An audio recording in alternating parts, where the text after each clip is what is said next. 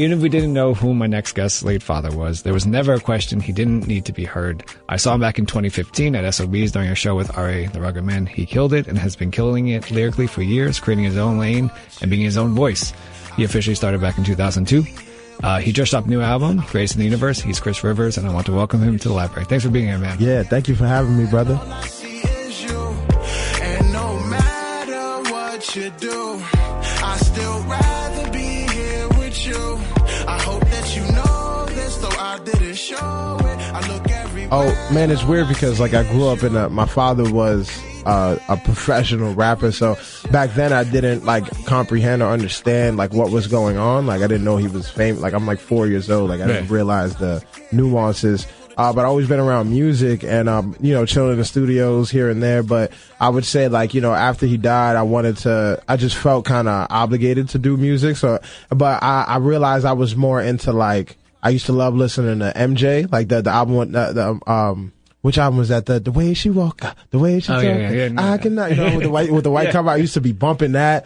I used to bump a lot of like Eminem and different stuff. Sing for a Moment. Eminem was a big song for me to and just realizing, I think back then I realized that, I wanted to be a superhero. That was my thing. But I couldn't fly. I don't have like super strength or laser beams, but I was always really good with words. And I realized how much, music with those songs. And I used to listen to a lot of rock music too, but they really got me through, a lot of moments. So I'm like, yo, I could help people with words and I'm good at them. So it kind of was like an accumulation of like all those things that just showed me like, yo, like you should pursue this. And, I did. And now I'm here talking about it, which is amazing. I mean, like 18 18 years to get to this interview. And not getting writer's block, which is a few thousand times. A few thousand times.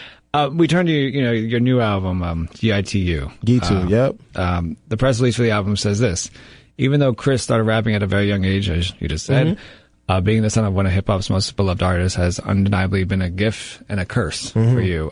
So let's break it down. Like, what is the gift and what is the curse of being the gift? The gift is simple. The gift is more simple than the curse. The curse is complex, and I'll do my best to explain the curse. But the gift part is, that's Big Pun's son. Let's give him a chance to rap. Let's hear him out. It kind of stops there. Right. People are more willing to listen. Just to see if I'm good enough. It's interesting. It's like, Michael Jordan's son plays ball. Let's see if he can play. You know what I'm saying? Like, so that's dope. The opportunity, that people get to listen. I would say, in that same breath, part of that curse would be, the expectation. It's like, I started writing super young, or like if I'm even 15 when I was 17, when I thought I started getting pretty decent, like, it was like, all right, like, yeah, that I could spit a dope verse. It could be dope. And it's like, well, that was dope, but it wasn't as good as your father's best thing ever. So it's crazy. It was trash, so just living. And that's also part of the gift too, though, because it allowed me to get like really, like, okay, I got to get dumb nice so people could respect me even a little bit. Right. Because, so it forced me to really work on my craft. And then, I would say also just getting out of shadow, like the expectation, like it's internalized towards myself, like me feeling like I want to establish myself. I don't want to be known as just somebody's son. I don't want to, I'm doing this because I love it. And, getting out that shadow, but it's harder when people expect you to be a certain way. And then even if you're really good, since they're expecting you to be something, just to be the next pun or the next, they won't like you if you're not fulfilling that expectation, even if it's really good. And even if they didn't attach you to that, they would enjoy it. Now they're not. So there's that. And I also feel like, certain things, it held me back in certain ways of like figuring stuff out the organic or natural way, because I had certain, because people were willing to listen, or I had people around me that already kind of knew the game, whether it be like managers or people that could like connect. Like I was given some tools, you know what I'm saying? I wasn't allowed to choose, not that I wasn't allowed to choose the tools, it's that I had these tools early. So most people, when they start off, I want to rap, you figure out the beginning of yourself. You really find someone who's messing with you. Can I curse? Yeah, of course. You find someone who's fucking with you. They link with you. You do the stuff. You figure out how to get beats. You figure out the stuff. My cousin, and he's amazing. Like he manages me, and he's been in this for a while, and we knew some producers already and certain things. So I kind of fell into a groove that was already there, which is great. But at the same time, it was damaging when I was discovering myself as an artist still. So I fell into these lanes that were already paved that weren't ones I wanted to walk on, but because they were already paved and it almost made sense. Like, of course, let's try to walk on these because it's like but it ultimately destroyed, a bit of my, like my soul, like figuring out what I wanted to do and then being pushed in certain directions. It kind of, took away like my love for it. I spent a long time making stuff I didn't like. So it took me a while to get out of that hole and like figure it out. What do you mean making stuff you do? So like, I say this because I can't write for the life of me. Right, so the fun thing is that you just made stuff you don't like, but you're still probably incredible too. It's funny because this is the first G.I.T.U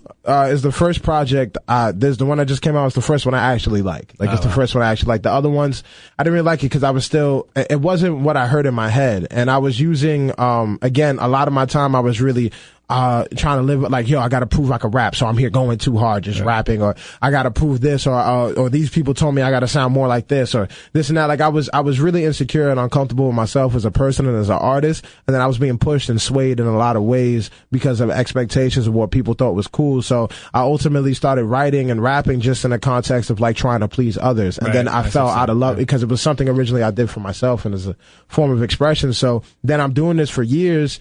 Hip hop ain't something that you just, some people just pop, but I put almost all my money back into it. It's not something that I make too much, like I survive off of it and it's good, but it's not something I'm bought. So you have 1,000 pounds of stress. I'm not rich yet. I'm none of this stuff, and I'm not having fun, and I'm not liking what I'm putting out. So it became very like, yo, why am I doing this? So can't work. Yeah, I did. So I had to get to a place where I was like, yo, I need to make things closer to what I hear in my head, and I need to make things that I truly feel, and music that I actually like, because I didn't like, and that's what this project was. I really made stuff that I personally liked, and I kind of locked myself in like a box and took no outside opinions. It was like, yo, I just need to, do this myself. And it created this, and I'm super proud of it. And, it kind of broke through that barrier inside of like self-doubt and like whether not being myself. Like, I just got through it, and now I'm having fun. Right. The best and you saw that. I mean, you saw it last night. I saw you on Instagram. And the live joint? Yeah. But also even like you writing, like, just what you wrote about. It's dropping at 12. It's dropping at midnight. Super excited. That stuff. Yeah. So you could tell there was like excitement. Yeah, this is like along, like I've been saying G.I.T.U on the way for so long, and now it's here, and it's like, yo, like this is incredible. Like, this is the first time I've been excited for it to be received by the public. You know what I'm saying? Like, usually I'm like scared to promote it because I don't like it. Like this, like I like even I'm to the point now if someone told me like, yo, I don't like that song, I'm like, I don't care. I love this song. Like, I'm that much into it, and this is the first time I felt this way. So like, it's really enlightened. Like this, 500 years into my career, I finally enjoy something. So like, it's nice, man. It's nice. Yeah. Let's talk about that. I mean, let's talk about getting received by the public. Mm-hmm. I think if you look at this album, you read up on all your other albums, and this album is maybe the most personal you've gone through. You've gone through this emotional roller coaster, so to say, and you express it on every track. Yeah, every track, yeah. So I feel like if you're, someone like getting received by the public, that's like sharing this public stuff. Yeah, and you're so open to getting, whatever happens, you're excited, but at the same time, it's like, this is really your life. Yeah, it's my life. And people are going to love it or judge it. Yeah, they're going to judge it. How do you do that? Yo, I have a perpetual, like, I really don't care what people think.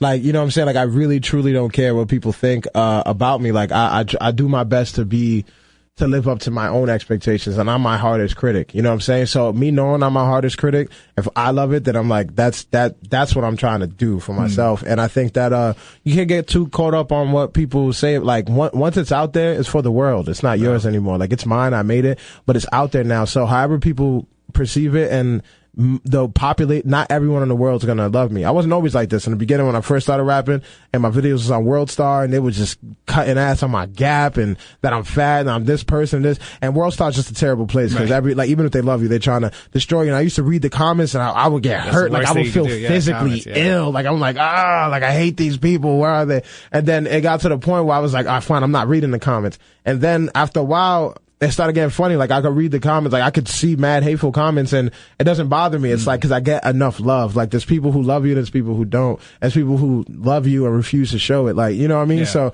I just focus on the good ones, and I'm not nerd. Like, and plus I truly do believe that it's good music. Like, I'm not insecure about it. I feel like if I felt like it was trash, I'll be more like, damn, this is my life and it's trash. People I feel like this is gonna help people. I feel like this is gonna inspire people. I feel like people really gonna jam, and I think it's gonna get that. It's gonna get what I want from that superhero aspect. Like I want to save people. I want people to know I'm gonna get that. And if some people don't mess with it, then that's on them. It's cool. Next one. Yeah. I want to talk about some of the music, the tracks on it. Yeah. You have an incredible artist on it, Oswin Benjamin. Yeah, he's all right.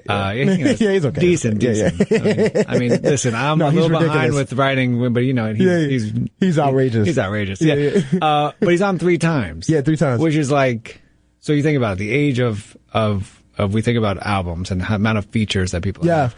It's usually like a different feature each song. Yeah, it's like they're the featured artist. Yeah. Oswin's 3 times, but doesn't feel like you're overdoing with him. Yeah. What is it about? Like, what is kind of your absolute favorite thing about Oswin as an artist? But also, like, what is it about him that kind of pushes you as an artist to? Like, oh man, like I have a few favorite. Like he's one of my favorite people, hands down. Like I'm a fan and a close friend, and it's one of those things. It's like he's so. Out of everyone, like even more than me, like this is what he was meant to do. Like he's really an artist. Like he really truly has love for this. This is his outlet. This is his dream. This is his passion. Like he's gonna go all the way with this, and I feel it, and I love his ability to just connect with people and to fully feel that moment. Like he's very present and inside of it, and he's constantly striving for greatness. I think as an artist, what helps me be pushed by his presence is like he always.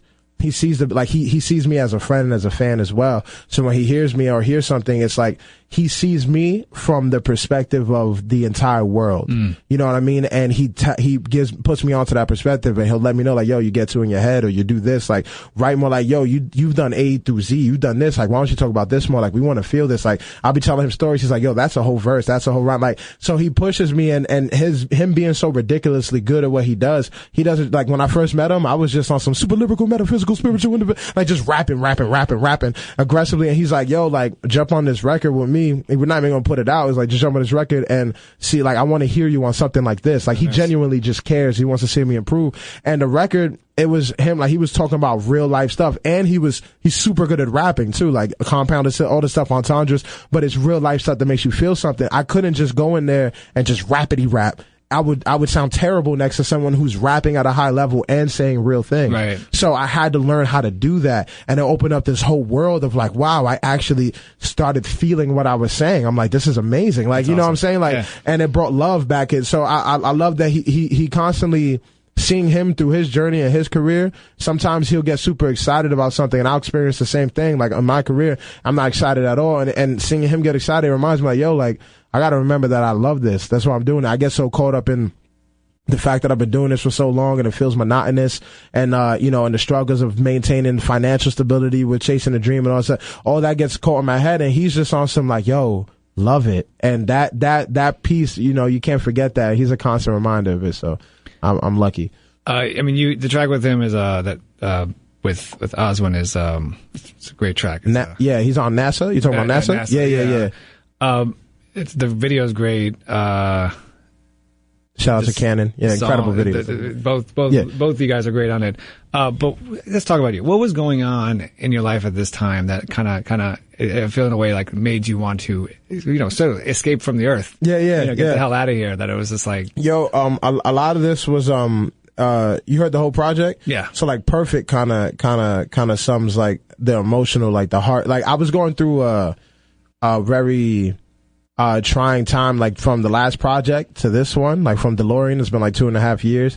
And, again, like mentally, I was trying to figure out if I still even wanted to do this. Cause I'm like, damn, but I haven't had fun in 5 years. And it's not like, I'm like, yo, I still love it. I still love music, but if I'm pursuing this, I'm not having any fun and I'm not seeing any money, I might as well allocate my focus to something that's going to make me more financially stable and just do music as a hobby. You know what I'm saying? Like, and that's where my head was at, and I was just confused, and I was also I was in a long relationship, and we broke up, but before we broke up, we decided to go into an open relationship, and then I found somebody else who I actually, loved as well, and then they both broke up with me on the same week. But before that whole experience, like I learned so much about myself. I learned so much about love and insecurities and confidence and what it really means to be a person and be with other, like so many things. And then that my single phase after that was just so like just figuring out myself, gaining the confidence. I was 24 at the time,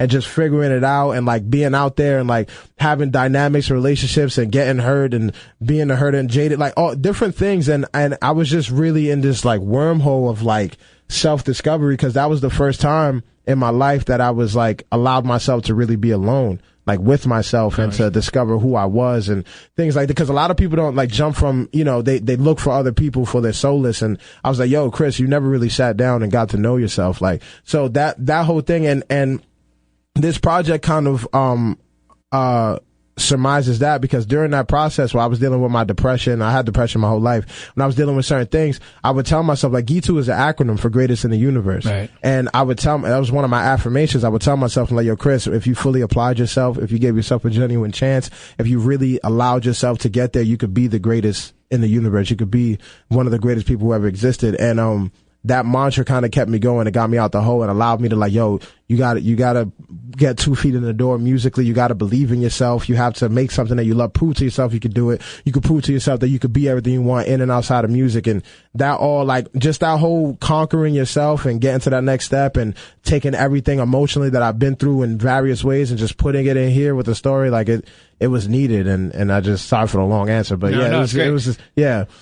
I want to ask you actually, because in Affirmations Part 1, you explain what G.I.T.U is, right? And then what after Affirmations Part 1, it goes into the track In the Morning, and where you sing "Wake me up in the morning, shake me up," and then you address someone. So I was curious, who are you addressing here? Are you addressing that mantra? So after that whole thing, like, I'm currently in a relationship, and this is the love of my life, right? And it's beautiful. That song I wrote after I met, like, into our relationship, and I wanted to take that one, because I've been through a lot of different things. So, you know, when you wake up, I don't know if you experienced it or any listeners experienced this. A lot of people haven't.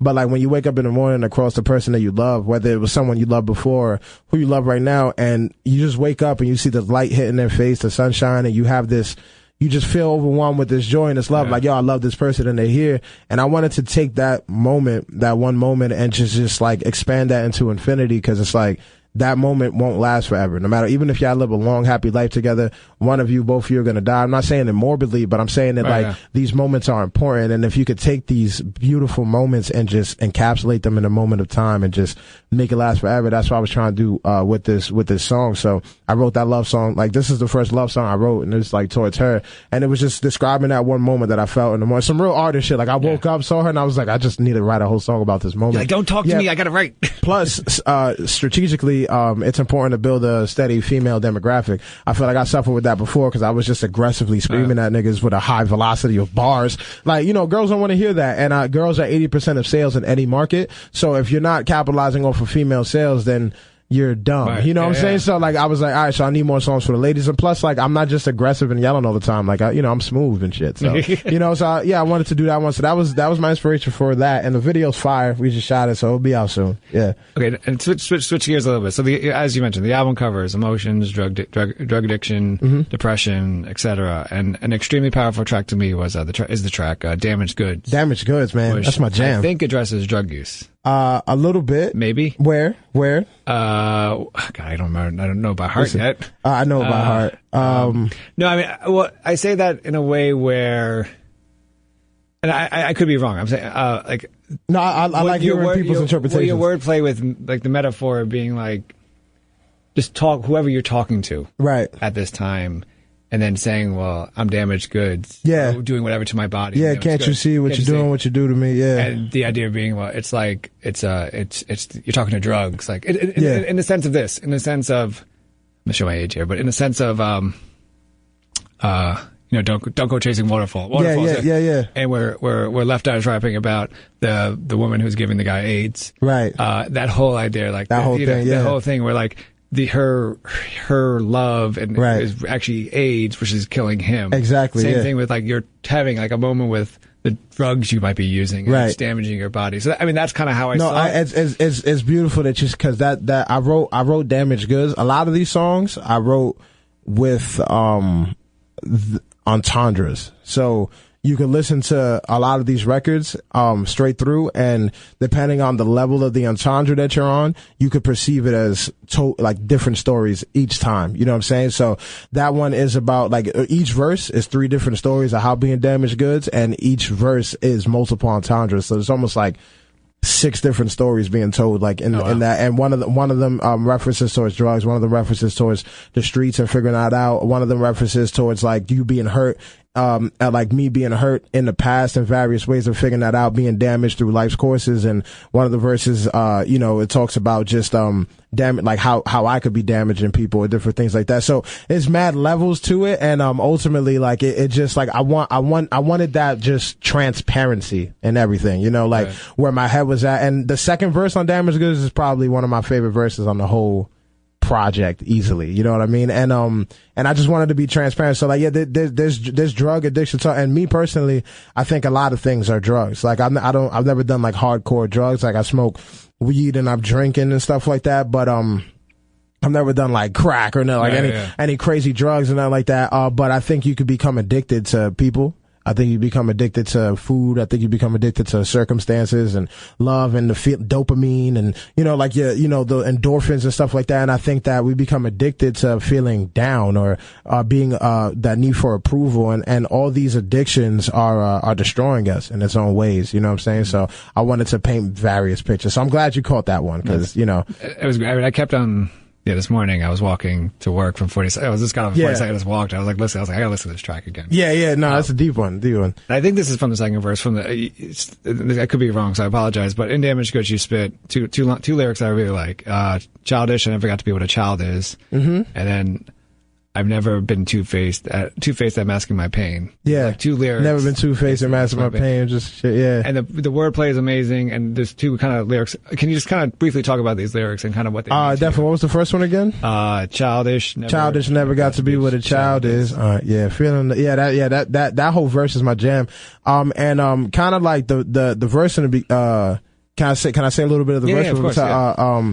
It's like, where did my mind go when the time go? And how could I align those niggas act like I'm calm till combos? I could hold the world in my palm like the wide folk or Bible if I got the lessons, applied those and supplied hope. When my eyes close, I envision vivid pictures it consists of. This existence where I'm living, not existing, where I'm not in mental prisons, but by never really giving in and coping with the witnessing the mama getting hit again. That shit leave you powerless, beaten down into cowardice, even though it may super you empowered it, proud of it. Pick the thorn on the rose where you fly with it, childish. I never got to be what a child is, and all that paints that picture leading up like childish. I never got to be what a child is, and I always felt like I had this obligation to be a man from the age of like my father instilled that in me before he died, and he died when I was 6. He was like, yo, you have to if I'm gone, you're the only boy. You need to protect everybody. You need to make sure they're all good. And after he died, I'm a 6-year-old, but I'm like, yo, I have to provide for my family. And I was paying bills at 8 years old. That's 2002, making music. I was paying bills at 8 years old. Amazing. And I never saw myself as a child, and I never got to be a child. I didn't have a childhood. We was homeless half the time, broke half the time. I'm here thinking about how I'm going to take care of my family and protect everyone, thinking about the future. I never went to parties. I never went to all these things. And, I think it's, sometimes I feel like I'm still childish because I hold resentment towards that part, like not having a childhood, right. And also just not fully being a man yet, and to my own critical opinion of what a man needs to do and being perfect in every way. So it's like childish, but I never got to be what a child is. So it's that like double entendre there, but it's a lot into it. Trust, when I do the rap, I can't wait for Rap Genius to break down all the bars. There's hella depth in all the joints. Yeah, but that line is one of my favorites. What was the other one you said? The other line is, I never been two-faced at masking my pain. Yeah, I never been two-faced at masking my pain. Like, I'm just a shit, how the third verse start? I forgot that one. Two-faced and masking my pain. I'm just a shithead. Yeah, ain't two-faced and masking my pain. Like, that right there, like, I'm pretty transparent. Like I said, like, so on one layer, it's like, yo, like, I'm not gonna hide how I feel, especially on this whole project where I've been two-faced in the past where I'm this super happy, preachy person, which is true because these are the things I tell myself to get out of these low moments, and I want other people to be happy. But I wouldn't talk about how much I was going through or the darker parts. And it's like, yo, this whole project, like, I'm not masking my pain. Like, it's not two-faced. It's just this one person and the transparency of it. And there's other layers to it, but that's the main one I wanted to focus on. And I just love it, man. It's a great verse. Yeah. This is fire. On the track, Don't Change, you spit. That's my girl's favorite. That's one of my favorites, too, That's why I say it. Don't change. I'm trying to get in with the with the ladies, you know. But a great line, I think, is, it took a bit to realize, but I hope I never change, even though I hold my own self-image inside a frame to rearrange by my brain that conditions to see myself feeling pain. Yeah. There's a lot there. Yeah. And once again, why I can't write. Yeah. But yeah, I mean, once again, please talk about this. Yeah, it took a bit to realize, but I hope I never change, even though I hold my own self-image inside of a frame to be rearranged by my brain that's conditioned to see myself feeling pain. I know I love myself deep down, beyond all the heartbreaks and beat downs. It's a little bit of that light. And that's me at the place of pure, like that in between when I was telling myself, like, yo, you could do this in depression. Like, it took a bit to realize, but I hope I never change. Like, I hated myself most of my life, and it took a long time to realize, but I'm actually amazing as a person. And sometimes people more critical, you know, people always tell me, yo, Chris, you're great. I see myself not like how everybody else sees myself for a long time. I've never heard one bad thing. Like, everyone thinks I'm great, all this stuff. And I'm really critical of myself. So it took me a bit to realize, but I hope I never change. And it's even though I hold my own self-image inside of a frame to be rearranged by my brain that's conditioned to see myself feeling pain. There's so much toxicity in all of our lives that, you know, I grew up in a household where I was abused and I was with women that cheated on me or did things, and all these things are conditioning you to think about yourself in a lower way. I grew up I grew up obese or fat, and people used to make fun of me or pick on me. I got into fights and all the stuff, and it's like, you know, it's just like I'm conditioned to see that's conditioned to see myself feeling pain. Like, I'm more used to seeing myself in pain and poverty through suffering than I am seeing myself happy. So you normalize that. You know what I'm saying? You get comfortable in a place that's actually hurtful to you because you're familiar with it. You know what I'm saying? That's why people get trapped in these cycles where they don't better themselves because, you could go to the gym and get a six-pack and actually be happy with yourself if you're consistent, but you're more comfortable staying at home and just being sad about the fact that you're not in shape. You know what I mean? Like, so it took a bit to realize, but I hope I never change, even though I hold my own self-image inside of a frame to be rearranged by my brain that's conditioned to see myself feeling pain. The fact that I'm conditioned to see that your thoughts are powerful. If you tell yourself every day that you ain't worth shit, or that you're gonna fail, whether you believe you can or whether you believe you can't, that's what's true. Your thoughts are what gives it power. So if you think you can't, then you can't. And if you think you can, then you can. And I was conditioned to think that I can't most of my life. And I still kept pushing forward and conquering through. And I made it this far while kicking myself in the face. So I'm like, I only imagine how far I could go if I actually got behind myself and pushed. And that's kind of what was surmising. But yeah, that's gotta be one of my favorite verses on the project. So this album is interesting to me because, I mean, as talking to you more and actually know it's quote unquote, I guess, more experimental in the sense, big time. You know, in the sense of like music selection, how you're telling stories, not straight spitting. So I was trying to figure out, and I crossed it out, but now I'm going to read it exactly. Yeah, do it. I was trying to figure out how to ask this next question without the listeners or yourself thinking that I think the rest of the album is not as good as this track. Oh, no, it's fine. It's your favorite track? Well, no. It's a track that, it's the track that I'm like, oh, this is the Chris Rivers I know. Okay. This is the one that, like, I remember sitting at SOBs, right? Doing this straight fire, spitting over this track, right? And it's G.O.D. G.O.D. featuring OCD. My least favorite record, right? Yeah. Damn, now out of the crib. Go. And I know why it's your favorite. But it's more, it's like, hey, this is the Chris I know. This is the Chris that embodies. That's why I put it on there. Takes there, but it's also buried 14 tracks in. Right? Yeah. So I guess the question is, why bury it so much? Which I think they probably know the answer to, but what does this track mean to you now that I know it's your least favorite track? I buried it once because that's to be expected. I didn't want to give people that right in the beginning. Then it's like, to think it's the same. Like, I want you off rip to be like, oh, like to get your expectations shattered and to know that that's just a piece of what I do and not just what I do. Cause I could do that all day. That's easy. I'm used to it. Like, all that super lyrical fun shit. And plus that's awesome. It's called G.O.D. because OCD, shout out to Team Backpack World Underground, me, Oswin Benjamin, and Denzel Porter, we have ciphers on there. I don't know if you've seen those. Yeah. And we're called OCD for Oswin, Chris, and Denzel. So this one's called G.O.D. because it's Oswin and Denzel, but G.I.T.U. So it's G.I.T.U, Oswin, and Denzel. So awesome. G.O.D. And it's just us dumping for 5 minutes. Yeah. You know what I'm saying? Like just going hard. And, yeah, it's my least favorite because, it's what I'm most used to. I get tired of things. You know what I'm saying? Like, it's just, I don't feel like that record showed any growth. I feel like that record was, something that just I wanted to put there for the OCD fans, for the people who just wanted something like that. Like the whole project needed one of those, and I wanted something for me, Oswin and Denzel's OCD, for the OCD fans that's waiting for that project. So I just put it there. But yeah, I think that one shows the least amount of growth out of all the other ones, and I had the least amount of fun writing that one because I wasn't pushing myself or experimenting. Or what I did for all these songs, every beat that I heard, I said, what would I normally do to this? And I threw it out the window and I did something different, because I think it's called Greatest in the Universe. I think if you're going to be the greatest, you need to challenge yourself. Right. On that record, I did not challenge myself. I just did what I could do in my sleep, which is rap my ass off. You know what I'm saying? And Oswin and Denzel did the same thing, and I skip it every time. But I'm glad everybody liked it. Yeah. I think it's also the beat selection, the kind of the singing, you know, like the kind of the very gospel-ish way that I kind of appreciate it. It's got rock vibes, R&B vibes, gospel, all that stuff. So it's kind of like, okay, so, you know, as mentioned in the beginning, your career technically started in 2002. Yeah. Being technical. Technically. Yeah. It's 2019. It's 2019, baby. Greatest in the Universe has dropped. Yes. Sincerely Me, the official Big Pun tribute. Is your tribute, obviously, to your late father.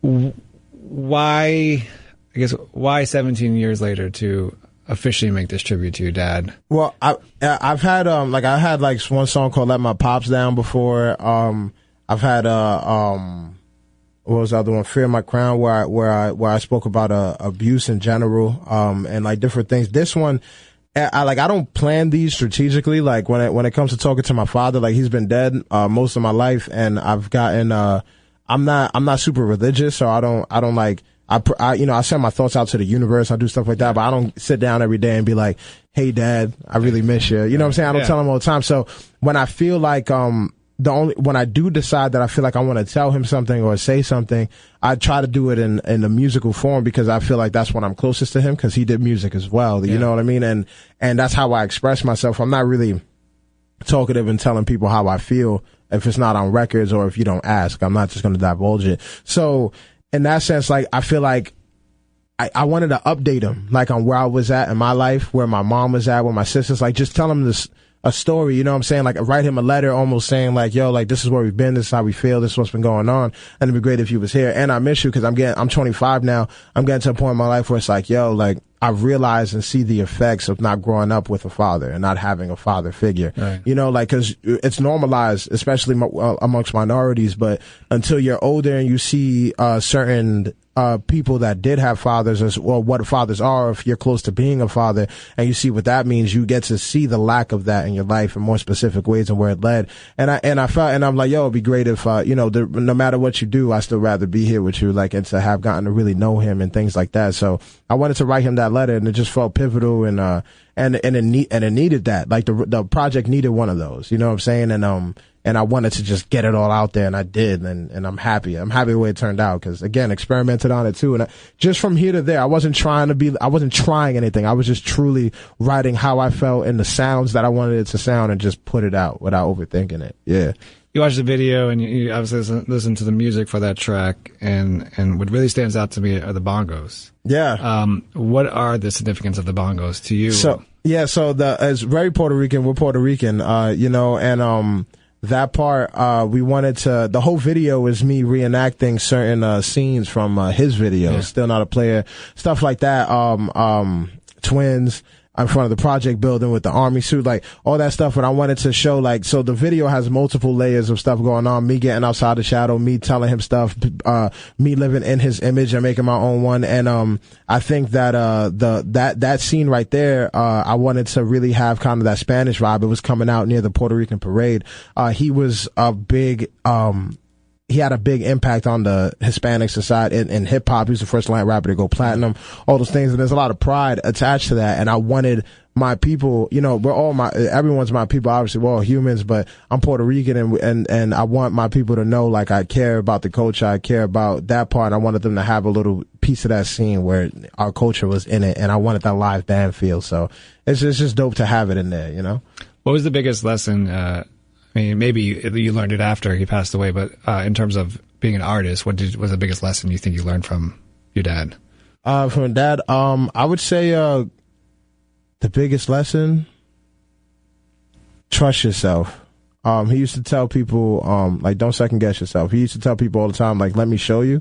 Let me show you. That was a thing that he would say often. I think he even created like a record thing off it, but let me show you, because he would have ideas, and people would be like, nah, why'd you do that, father? And he was like, all right, then let me show you. Then afterward, it'll become a fucking hit or something crazy. And it's like, he believed enough in himself for the people that he respected to say, no, that's trash, and to still do it and become successful.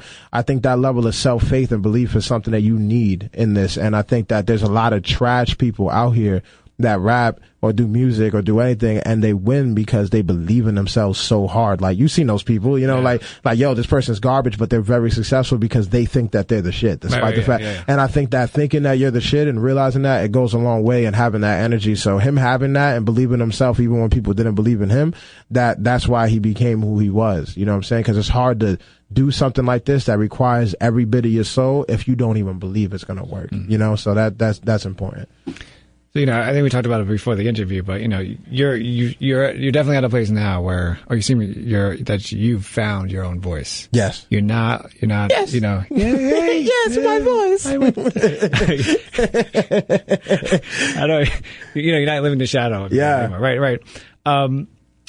So what lyric or song maybe that you wrote that kind of, you could say, like, this is where I found my voice, or this is said, oh, it doesn't matter that he's Big Pun's son, he's Chris Rivers, well, like on this one, which one? Yo, I think off rip, I think Perfect does it. I think Don't Change, Damage, because like all those parts, especially Don't Change, the second verse, like, I've been around a lot of pain, baby, don't talk about it, gotta put, like, all the flows in the pockets and all the subject matter. I think a big part of this whole project was really, it screams my own identity. I don't think I sound, like, besides my voice and maybe like, I think it's obvious that we don't make the same type of music. Right. Not that I'm trying to do that, but I was just making my own thing, and it doesn't naturally align with what he normally would do. And I think even before that, I released a bunch of freestyles during the interim while I recently freestyle every week for like years, and just so I could challenge myself and get myself tonally and subject matter better to the point where I feel like I could be more myself. And there's a bunch of records that did that, but I think this whole project really, I think it's super obvious on stuff like In the Morning, where it's like fully singing, and even you know what I'm saying, and Perfect, where it's all like rock, like it's kind of rock and like deep and about love, and then Trick is just hard. So I could see people seeing that, like, that one's got bars in it. So it's weird, bro, but I think this one is a full body of work. It screams that. Yeah. Is there a lyric you think that you, on this album, that if you were able to show it to your dad, he would be kind of, what the fuck? How did you write that? Or, you know, there's a oh man, like it's him. Like what would impress him? That's difficult, because there's some incredible, like, bars, like, there's bars on Trick, like, that are crazy with the compounded syllables, and like, I think he'll just be impressed by that. Like, first thing first, I'm gonna slurp your sis thing first, and the 15 worth in the purse is a big ting shit looking like a suitcase, some straight water like Boucher, treat your daughter like Kool-Aid, man, treats walls after yelling out, ooh, yeah, it's a new day, start with 2 L's like Cool J, and it's Tuesday. But everything is so, like, it's stacked. Like, when I would like to show him whole verses, because when you break down the verses, like, literally each line threads into each other, and it stacks with entendres. So there's multiple definitions and multi-syllables, and like, just really high level of rapping. And I think that I think he would appreciate that. And, yeah, like, it's hard, but I would show him Sincerely Me. Obviously, if he came in, I would just show him Sincerely Me. Like, yo, here, bro. It's like, He's The just video catch up. or the song? I mean, I'll probably show him the song. The video, I'll probably show him the video so he can see them both and he can be like, oh, I see what you did there. You know what I'm saying? Like, but it's interesting. I don't know what he would want to hear. Like, I would definitely love to show him the whole thing. But yeah, one lyric, I don't know. It would have to be a big thing. I don't know if I'm not easy to impress, so I don't think he will be easy to impress. Yeah. Your final track on the album is Birds, featuring Avery. Who's this track about, but why is this the last track you kind of leave us? So the last track, it's a bonus track. The last track in it, and it's Birds, and that's one of my favorite records. It's the last track because it's the first one that I recorded for the project. Awesome. You know what I'm saying? So that's why it's the bonus one. And this one was about during my the last relationship, or like I got inspired through that to write through the breakup and really understanding what that meant. Like, you know, you were the biggest part of my life. I picked a heart that's picked apart, then picked apart a starlight on dark nights when our sights but that whole, I forgot the words there, but that whole shit, like, you were the biggest part of my life. I picked a heart that's picked apart, then picked apart a starlight on dark nights. So that whole thing is like, yo, like I realized throughout my whole life, I always wanted to feel useful. I wanted to feel like I was important to somebody because I didn't feel important to myself. So I compensated with trying to be someone else's everything and use that to gratify myself. So it's like I would pick girls who needed someone or needed saving or like that sort of thing. And to see and to be aware of that about yourself, to see your patterns. I did these without noticing, you know what I'm saying? So I picked a heart that was picked apart, then picked apart a starlight on dark night. So I wanted to be your light because you were trapped in darkness, and realizing that. And then even through the verse, like even the second verse and going through it, like, you know, like realizing that like we're in pain, but we're like trying to stay together, but the toxicity is growing. Like it was really me surmising everything I learned about relationships and love and like myself in it, and really just putting it out there in a way that was like beyond like I understand it now, and it's nobody's fault, and it's always all love, but we're not healthy for each other. And I think that that's what people have to realize, that sometimes you stick together with someone not because they're good for you, but because you're comfortable or too afraid to be alone. And that destroys a lot of people. And I wanted this song to kind of scream that and to just come from a real place. And it was, but I still missed it. That's the hard part, when you still miss them. Yeah. You know what I'm saying? So I wrote that like I still miss it. And the birds don't sing no more. Like there's no chirping. There's no fairy tale. There's no like, you know, so it was just nice. But that was the first one I recorded. And that was the first time that's the first time I really started like trying to do tonal stuff and like with the melodies and different stuff like that. And shout out to Avery on the you know, because he could actually sing, so he had all the in and outs. You got a good voice. No, it's dead. No, but like I got a good voice and I'm molding it. But when I hear it in my head, it's max power, fully grown Chris who can like bust it. Right. So if it's not how it is in my head, I bring in other people to make sure that it's closer to that. Right, you know what I mean? So yeah, it's like that. Yeah, in my head, I'm amazing. Yeah, yo, I'm the shit all the time. I make the 3-pointer first shot. You know what I'm saying? Yeah, everything. Covering Stevie Wonder records. Yeah, easy. Yeah. I met you 2015. It was a brief conversation. Only 400 years into my career. Yeah. Saw you live at SOBs. Talking to you today. You've been through a lot. Yeah, definitely. This album is obviously one of your favorite. Probably your favorite. Easily my favorite of all of mine. Yeah. And you talk to you, and you're like, well, this seems like this was also an amazing therapy session for you. Yeah.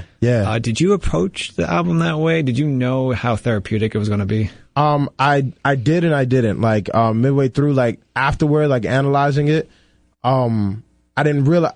Analyzing it, I realized that that's what it was for me, and that's what I needed at the time. Like while I was making it, I was in a crazy place. Even the process of making it, I was in a crazy place, and just putting it all out there, I didn't realize how much I needed that, and I needed this breakthrough musically. So like, and even after hearing it, like it's right. Like I want my next project, like now I did this, I want my next project to be extra external, like about like the world and how I see it, because this one's so internal, and I say that as a good thing, where it's like you're almost living inside of my mind, you know what I'm saying, like, and everything that I've been, and all the perspectives and the weirdness and all this stuff, and like you're living inside of there, and I needed that because I feel like I've been living outside of myself through the rest of my whole career, where I was trying to please everyone else. This one, I wanted it all internal kind of therapy, because it's therapeutic, because it's like, yo, I'm getting through something. Like this is me on the verge of thinking I'm so worthless that I want to kill myself to trying to convince myself that I'm the greatest in the universe. Right. You know, and that's the widest gap that there is besides this one.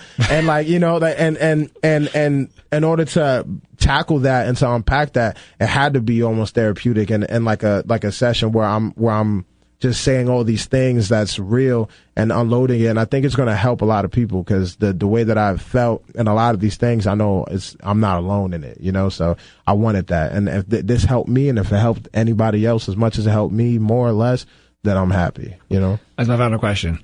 Yes. Obviously at a good place right now in your life. Decent, you know? Decent place. Yeah, decent place. Album drop, Greatest in the Universe. Yes. Great album. Thank you, Stream sir. it. Buy it, whatever you got to do. Tattoo it on your arm. Flesh. Tell a friend. Yes. Phone a friend. Mm-hmm. If we just think about, I'm asking this as an artist because this is kind of, I think like this is, you know, artists present their feelings through lyrics. Yes.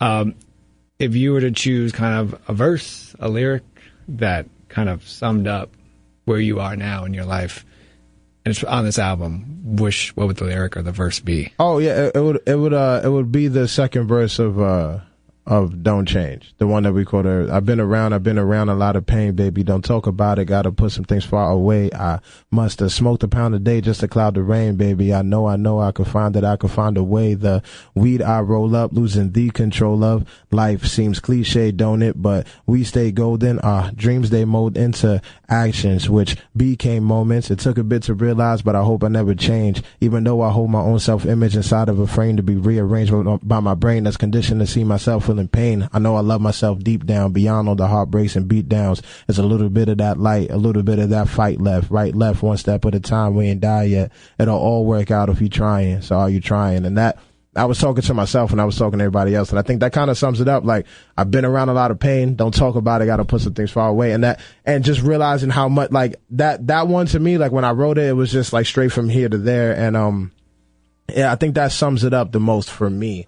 Like just where I was at and where I'm at now. Like it took a bit to realize, but I'm here now. Like I feel I'm feeling like the greatest right now. And that was a long way coming. So that's amazing. Good. Yeah, that's awesome. That one. Greatest in the Universe, new album. Yeah. Chris Rivers. Yes, indeed. As always, it's been a pleasure to have you on the library. Likewise, brother. Come on, man. Thanks for doing this. Appreciate you. Forgive me for talking so much. No, that's what you're supposed to. No, okay, cool. Yeah, I gotta talk. I try to give good answers. I respected that, but I missed my goal. We was in a shivering cold, making wishes till wishing got old. Home invasion, cause Oxygen's bold. We just lay dead, wishing they go. Aliens made it, cause daddy phone home. I learned to hit on these girls on my own. I never learned that this world was my own. Wish you was here to see how much I grow. And no matter